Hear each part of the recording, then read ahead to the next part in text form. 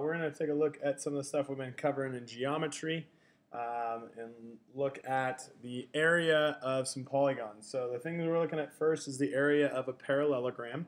We want to recognize that our general area formula is going to equal our base times our height, just like in a rectangle.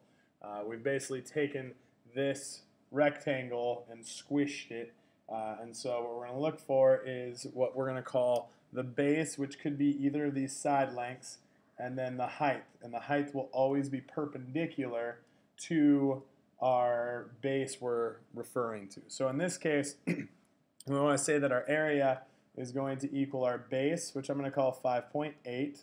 And I'm using that because the height we're going to use in our given is 3.5, and that is perpendicular to the 5.8.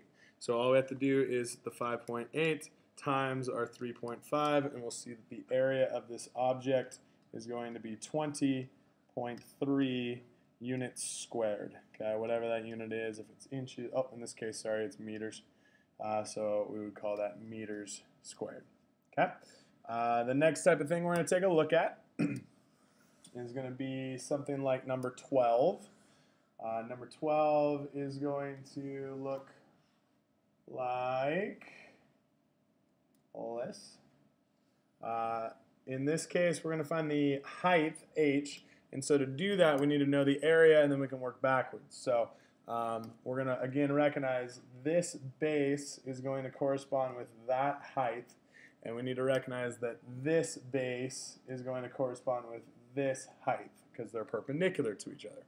So we can take our area equation. Area is going to equal our base times height. My given height is the 0.3. It corresponds with our base of 0.4. So we'll see the area is going to be 0.4 times 0.3. And when we multiply that together, we'll see that the area of this shape is going to be 0.12 units squared, which in this case we don't actually have units, so we'll just call this units squared. Now to work backwards, I know that this is going to equal our base times our height, and I can look at the other base and height. So my other base is 0.5, and my height is the unknown now. So I can say that 0.12 is going to be equal to 0.5 times the height. When we take 0.12 and divide by 0.5, we'll see that we'll end up with 0.24 as the height. Okay, so this height h is going to be 0.24. That's how we can work backwards using our area formulas. Okay, let's take a look at something like number 14. Number 14 is going to be the area of a triangle. Areas of a triangle, we want to remember our area formula is going to be 1/2 our base times height. And that comes from recognizing that a triangle is basically half of a parallelogram. We can always take this piece and rotate it about its axis so that we end up with a parallelogram. So that's where this formula comes from. Okay, the equation that's given to us then, we have our base here, and again, height is always going to be perpendicular to it. So we see that we have 4 plus 3. So our base is going to be this 4 plus 3. And then our height is going to be 4, is going to, and we'll take 1/2 of that, is going to equal our area. And so in this case, we'll have 1/2 times 7 times 4, where our base is 7 and 4 is our height. So we should end up with an area of 14. Oops, yeah, 14. So 7 times 4 divided by 2, yes, 14 is going to be our area. And again, this is going to be in units squared. So we have our meters squared. Okay. Next thing we're going to take a look at is the area of a trapezoid. So something like 11 from 10.2. Okay. A trapezoid is basically a parallelogram. We can kind of manipulate it. We can take this chunk and we can take this chunk. So we're going to cut these pieces basically, and we're going to rearrange it so it fits up there. And we'll take that chunk and rearrange it so it fits up there basically. And what we've done is we've created this new parallelogram that fits in here, and the base is basically the base of our averages.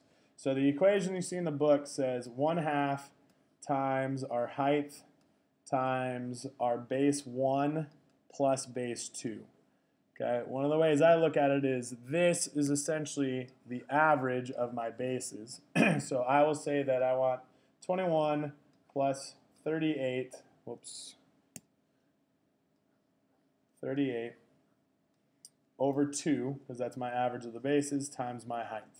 My height here is 16. That's actually given to me. Again, height is this thing that's perpendicular.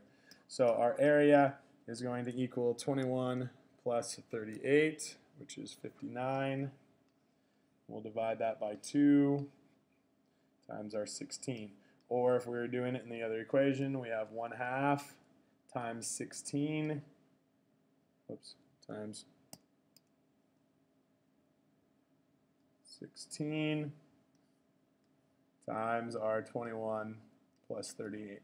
When we type all this into our calculator, what we will end up seeing is that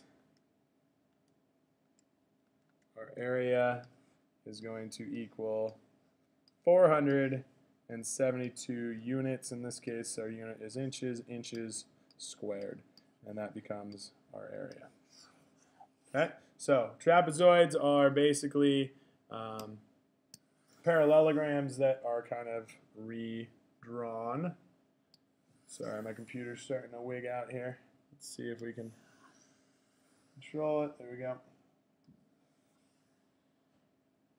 Okay, number 18, we got a couple left to look at here. So 18, again, is a trapezoid, but they don't give me all the information. I have to find it. So what's nice about this is it gives me a special triangle. I'm a 30, 60, 90. I can basically build this into a rectangle and a right triangle. And so with a 30, 60, 90, I know that my short leg here is going to be half of my hypotenuse. Okay, and then I can say that this is going to be times radical 3. That's from our 30, 60, 90 information we know. I also know that because this full bottom is 15, this top piece is going to be 15 minus 4. And so I have 11 feet on top. Okay, now I have my two bases. I also have my height. We can do our equation. This 1/2 times our height times the sum of our bases. Or you can find the average of your bases times your height. This will equal our area. So as we type this all into our calculator, we should end up with 11 plus 15 divided by 2. 13, and 13 times 4 will end up with 52 times radical 3, and that's going to be our answer for our area. Again, units squared. In this case, we'll have feet squared. And if you want to do a decimal approximation, you can multiply that by your radical 3, and you'll see that your decimal approximation is about 90.1 feet squared. Okay. So sometimes with our trapezoids, we're going to be able to use special triangle information, and we'll be able to go from there. Let's see if this works this time. Here we go. Okay, last two that we're going to take a look at. Number 20 is a kite. On the kites, you are going to want to look at the fact that hopefully we recognize this is realistically two congruent triangles. I've got that one, and I've got this one on the other side. Okay, so we can cut our kite into two pieces. And so now what we can recognize is that I have the base of both these triangles, which in this case is the 8 plus 2. Okay, that's my base. Times our height, which since they're congruent triangles, our height is 8. And then we just have to take 1/2 of that. Well, we're going to take 1/2 of it to find this particular triangle, but I have two of them. And so we can think about it in two different ways. I can find the area of this, and then I just have to double it. Or I know from the beginning I can just double it, which makes these two pieces kind of cancel out. Okay, so realistically our area is going to be 10 times 8. We're going to have 1/2 of it, so each area is going to be 40, but when I double it, we eventually see that, yes, our area is going to be 80 units squared, just in this case our inches squared equals our area. Okay, so all these other shapes, and we're going to continue looking at this, we're going to keep seeing things that the area formulas are just going to be using triangles. Okay, and that's how we're going to try to figure out how to do these things. Last one we're going to take a look at, number 24. See if my computer can handle all this. Again, you want to see that these are just triangles. And so they're specific triangles. They're right triangles because we know on a rhombus that our diagonals are perpendicular to each other. So I have 8, 10, and this is a special triangle, so I can use my a squared plus b squared equals c squared, our right triangles, Pythagorean theorem. Okay, or I can recognize that this is a 3, 4, 5 triangle, just doubled. So this is actually going to be 6. Or I can do the math on it and know that we have a squared plus 8 squared equals 10 squared. And when you work through that, you'll see your a squared equals 100 minus 64, which is 36. When you take the square root of it, square root of 36 is 6. So we can find our a that way as well if you don't recognize that right away. Okay, now I have that. I have a base, which is, let's call it our 6. I have a height, and I have 4 of these. Okay, there are 4. So I'm going to have 4 of these triangles times our 1/2 times our base, which our base we're going to call 6, times our height, which we're going to call 8. Okay, equals our area now. So I have 4 times 1/2 is 2. 2 times 6 is 12. 12 times 8 gives us 96. So when we type that in the calculator, you'll see that our area for this entire thing is 96 square inches. And that is how you can find the area of a rhombus. So again, using all these triangles. Okay, so hopefully this helps out. We're using a lot of triangle stuff, a little bit of parallelograms, but that's kind of the basis of all of our area, and we'll continue to grow from here. Send me an email if you have any questions. Good luck. Have a great weekend.